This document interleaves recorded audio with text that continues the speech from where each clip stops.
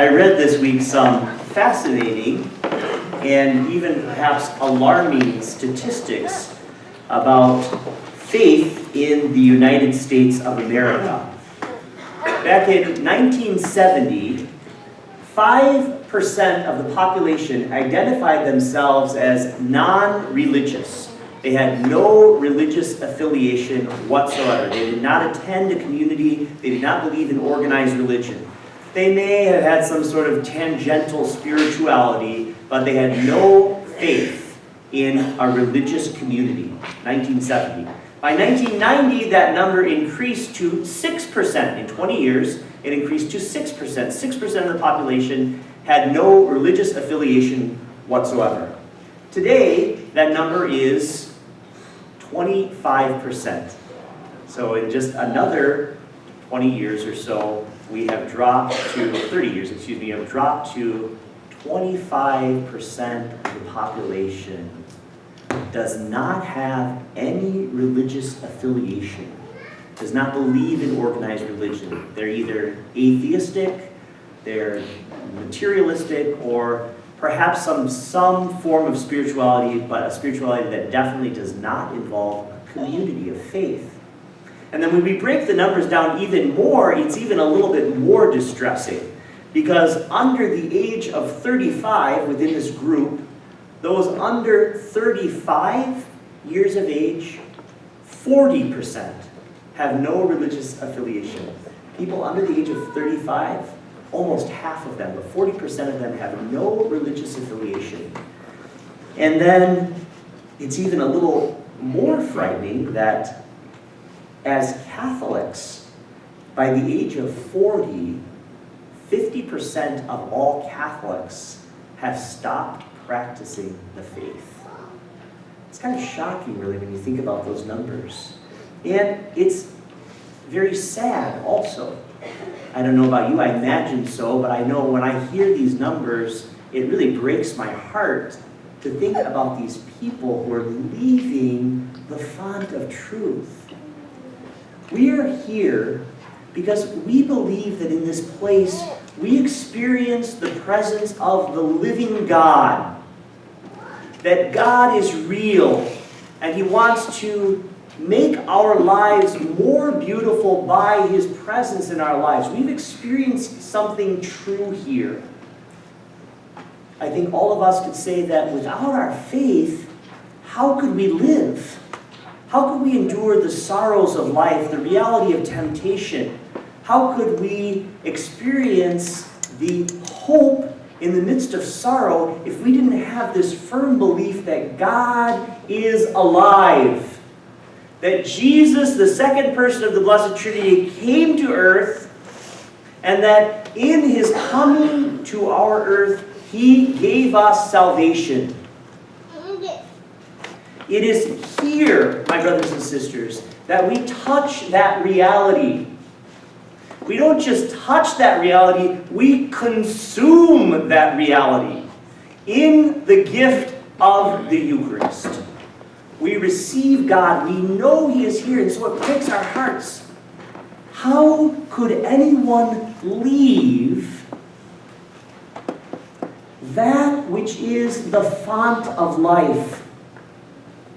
How could anyone abandon God in our midst? It's mind-boggling for us who believe so firmly and who know and have experienced the real and living presence of God in this community.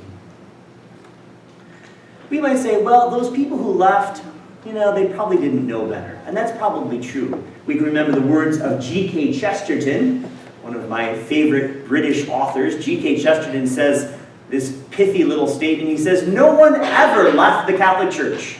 No one ever left the Catholic Church. They left what they thought. What they thought was the Catholic Church.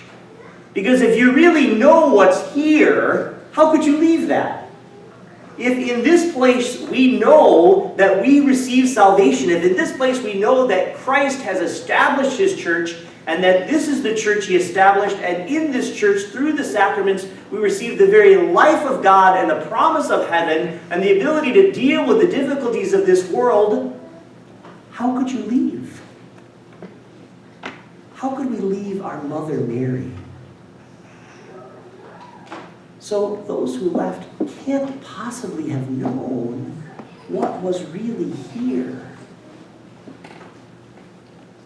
Nevertheless, this knowledge should cause us to redouble our efforts.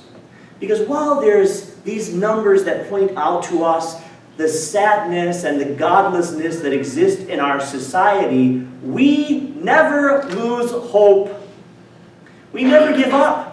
We never become discouraged, because we know that the answer is still in this place. We know fully that Jesus is alive and as powerful today. His answers are as relevant in this moment as they were 100 years ago, or 500, or 2,000 years ago. We know that God is alive. The answer to the problems of our society are very simple. The answer is very simple. We need more and deeper holiness. That's the answer. That we become saints, each and every one of us. That we love this mystery more than we have up to this moment. That we are more faithful to the gift of the Eucharist. That when we see and come here, that we open our hearts even wider to the mystery of God's love. God is here, and He touches us by His mercy, His grace, and His love. And we need to believe even more and enter even more deeply and receive more profoundly these gifts so that we can go forth and proclaim the risen Lord. We celebrate today, Jesus is the bread of life. And that bread of life is here. We come to the Eucharist, we receive the bread of life. My brothers and sisters, we receive this bread of life. Why? So that we can become the bread of life. What we take and receive, we become. The world is hungry. They don't even know it. Many people have no idea that they are missing what they are missing. I've heard so many people, it happens over and over as a priest. I hear people who come to the church, they come to faith, and they say this: I was hungry and I didn't even know it. I was lonely and I was unaware. It was only once I tasted the Lord that I realized the sweetness. It is only once I lived in the company of the Lord that I realized how lonely I actually was. The world out there, even though there are so many people who have abandoned or become apathetic in their faith, in their hearts, they carry a profound sadness. Because without God, the world is hopeless. Suffering has no answer. Justice is never redeemed. Injustice, is never redeemed. Justice is never found. But how can we tell people that they're hungry when they themselves don't know it? You know, I was, a couple of years ago, I think the reason this happens, it can happen to any of us, at least in a physical way. A few years ago, I found myself very tired. I was always tired. Just walking up the stairs was exhausting. So I went to the doctor, I don't know what's going on, I'm just tired all the time. So I said, well, we'll do a blood test. We did a blood test, he got the results back, he said, I don't know if I've ever seen one with vitamin D as low as your vitamin D. I'm surprised you're standing. So it was just, I didn't realize, I had no idea, no clue whatsoever that my vitamin D was dropping so low. I didn't know the cause for my lethargy, for my tiredness. Just a few vitamin D pills, a couple weeks, I felt great. That's how the world is, I think. They're hungry, and they don't realize that the bread of life will satisfy their hunger.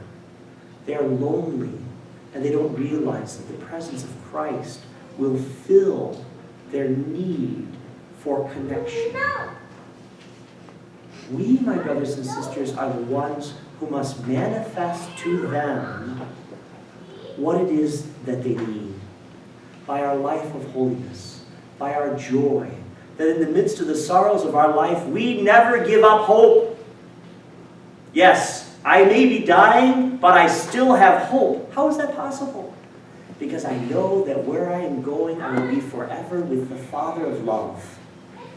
We manifest to the world the hope that overcomes every darkness, because Jesus is alive, and he lives here with us in the Eucharist.